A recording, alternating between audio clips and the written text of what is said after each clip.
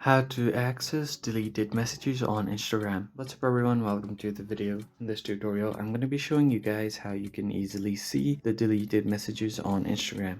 But you have to note that if you have deleted it, if it has been more than 30 days since you deleted your messages, then you won't be able to see it. So you have to do this within the 30 days that you have deleted the messages, because Instagram keeps record of all of your activities. So you will have to download your information in order to see the messages or view them. So once you open your app, just tap on your profile at the bottom right corner, and from here just tap on the hamburger menu on the top right corner. It will take you to your settings and activity, and here you will have to first head over to your account center. Once your account center is open, on right under your account settings you will see this your information and permissions. Just navigate your way through there and you have an option to download your information, so just tap on it and tap on download or transfer information. If you want to do this for your Facebook as well, so you can select it. I'm just going to select my Instagram for now.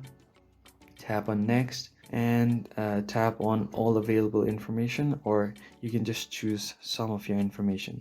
And if you choose that, you can specifically choose the messages option. So if you download all of it, everything that is related to your account will be downloaded to your device. I'm just going to select messages and tap on next. And once you do this, you can tap either directly download it to your device or transfer it to a destination.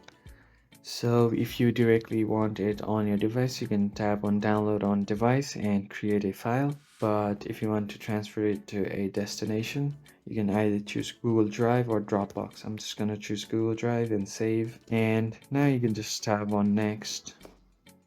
After this, it will ask you to connect to your Google Drive, and then you should be good to go. And after a few days, you should get the messages and notification on your Google Drive. You can just view all of your messages from there. If you found the video helpful, hit the like button and subscribe. I'll see you on the next one.